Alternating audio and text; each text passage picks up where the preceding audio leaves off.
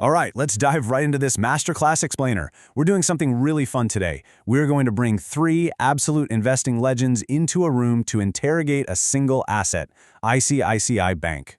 We'll be running a complete, deep dive stock analysis using the very specific frameworks of the world's greatest investors, and then we'll pressure test that against modern valuation techniques. Here is our game plan for today. We'll start with a company snapshot, move into the Buffett lens, followed by the Lynch lens, then the Graham lens. After that, we'll crunch the numbers with DCF and alternative models, and finally, wrap it all up with the synthesis and final recommendation. So let's kick things off with Section 1, a quick company snapshot. To really understand the sheer scale of what we're looking at, check out their Q4 FY2026 data. We are talking about a market capitalization of 10,21,676 crore rupees. That massive valuation absolutely cements ICICI Bank's position as a behemoth in the private banking sector. To put that into perspective, they account for over 27% of the entire sector's market cap, coming in second only to HDFC Bank. And they really aren't just a traditional bank anymore. Powered by this digital bank-to-ecosystem strategy and some seriously robust tech integrations like InstaBiz, they've been crushing it. They posted a mind-blowing net profit of over 50,000 crore rupees for FY26.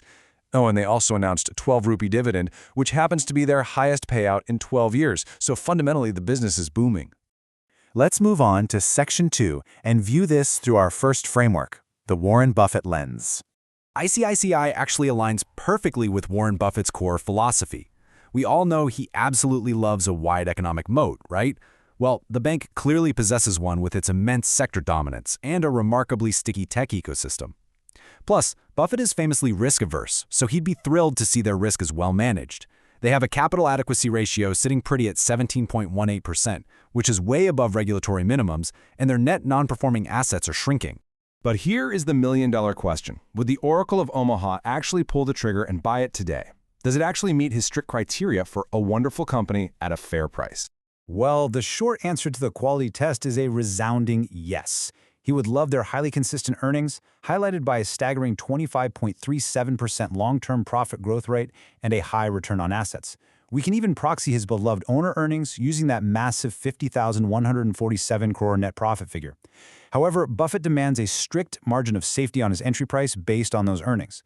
At the current price of around 1,426 rupees, he'd probably find it just a little too rich and would likely wait for a broader market pullback before buying in.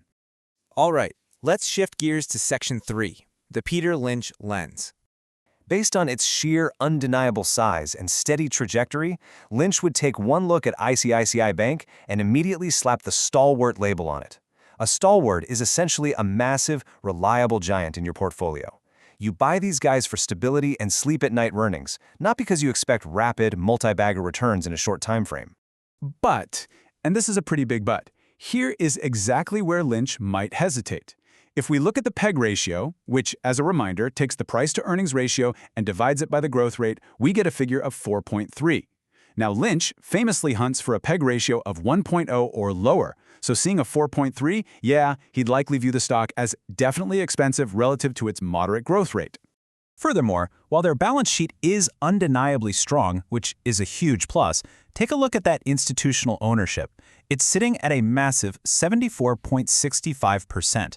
That means the stock has already been widely discovered by the big Wall Street players. For Lynch, who thrives on finding hidden gems before the institutions do, that's actually a negative.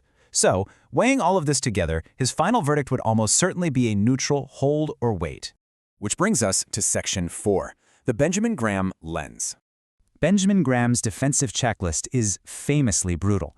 ICICI totally passes on adequate size, strong financial condition, and an excellent dividend record, but it outright fails the moderate valuation test. Graham insists that the price-to-earnings ratio multiplied by the price-to-book ratio must be strictly less than 22.5. For ICICI, 18.85 times 3.0 equals 56.55. So yeah, it completely misses the mark. And this brilliantly illustrates Graham's rigid math. If we take his classic formula and plug in the current earnings per share of 75.71 alongside the book value per share of 475.6, we arrive at an intrinsic value of roughly 900 rupees. When you compare that to the current reality, the gap is literally glaring. With the current price hovering around 1426 rupees, there is absolutely zero margin of safety for a Graham investor. He would flat out refuse to touch this stock right now and would require it to plummet near or below that 900 rupee mark before even giving it a second look. Let's leave the legends behind for a moment in Section 5 and dive into modern DCF and alternative models. To build our discounted cash flow model, we have to establish some ground rules. Because projecting banking cash flows can be super tricky, we are explicitly using net income as a proxy for free cash flow to equity. We'll run a 12% discount rate, a 10% base growth rate for the next 10 years, and a 4% terminal growth rate. Now, look at how sensitive this is. This table proves that even the slightest tweak to your discount rate or your growth assumptions will drastically swing the stock's calculated fair value from a steep low to a towering high. Under our base case, the current price actually sits right around fair value, but as you can see, it is highly assumption dependent. Alternatively, let's flip the script and use a comparable relative valuation model. ICICI Bank's PE is 18.85, but the overall industry average is up at 22.0.